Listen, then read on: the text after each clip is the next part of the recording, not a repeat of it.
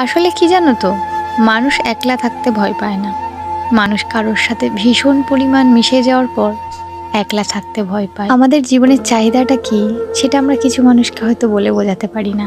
এই যেমন ধরো ছোট বড় অনেক চাহিদা আমাদের জীবনে, সেগুলোই আমরা মানুষকে বোঝাতে পারি না যে আমাদের জীবনের আসল দাবিটা কি, আমরা কি চাই। সবকিছু ভেঙে চুরমার হয়ে যাওয়ার পর আবার যখন নতুন করে তুমি নিজেকে সাজাতে শুরু করবে, এলোমেলা তুমিটা যখন আবার একটু একটু করে গোছাতে শুরু করবে, ভালো লাগা থেকে যখন ভালোবাসাতে রূপান্তরিত হবে, ছটপটে তুমিটা যখন আবার নতুন করে শান্ত হতে শুরু করবে, তখনই কাছের মানুষগুলো না ভীষণ পরিমাণভাবে হারিয়ে যায়। আসলে আমাদের জীবনের দাবিটা কি সেটা আমরা কখনো কোনো মানুষকে বোঝাতে পারি না।